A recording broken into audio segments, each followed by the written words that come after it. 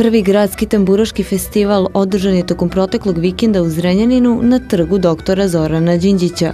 Posetioci su tokom 3 dana, koliko je trajao festival, imali priliku da uživaju u nastupima brojnih kulturno-umetničkih društava i tamburaških sastava. Ova gradska tamburica je prošla bez incidenata, što je najbitnije za organizaciju. I šta je još zanimljivo? Po nekoj mojoj proceni bilo je više od 5000 ljudi. Da je kiša nas zaobišla ove godine, bilo bi sigurno još duplo više ljudi. Kao član organizacionog odbora isto tako želim da se zahvalim svim ljudima dobre volje koji su nam pomogli da se organizuje ovaj festival i ja smatram da je Gradski tamburaški festival uspeo u Zrenjaninu i da će sledeće godine u isto vreme se organizovati i drugi Gradski tamburaški festival. Na festivalu je realizovana ekološka akcija koju su podržali Ministarstvo za zaštitu životne sredine i javno-komunalno preduzeće Čistoća i zelenilo.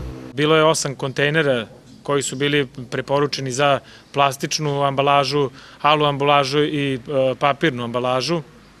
Isto tako želeo bih da se zahvalim i svim sponzorima koji su se uključili u realizaciju ovog projekta. Naravno, ja mislim da smo mi sve ispoštovali, kao što isto tako mislimo i od njih i naravno očekujemo da se i sledeće godine uključe u realizaciju drugog gradskog tamburaškog festivala.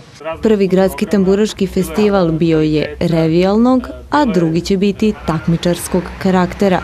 Kada smo pojedincima, odnosno, ajde da ih nazovemo koncert majstorima pojedinih tamburaških orkestara, spomenuli neka imena koja će nastupiti na bini, oni su se jednostavno ljudi predomislili i rekli pa mi nismo dovoljno spremni, mi nismo dovoljno jaki, nismo dovoljno uvežbani da se pojavimo na bini i onda smo na jednom od sastanaka organizacionog odbora se svi jednoglasno konstatovali, odnosno jednoglasno je doneta odluka da prvi gradski tamburaški festival, upravo zato što je prvi, bude revijalnog karaktera, odnosno za svi tamburaški orkestri koji se popnu na binu su odmah i pobednici, ali već za drugi, dakle za narednu godinu, pošto će uslediti konkurs za prijavu tamburaških orkestara, će ipak morati da se potrude, da se pripreme, da se navežbaju, ne znam, da se pojačaju, da pozovu nekog sa strane ili tome slično.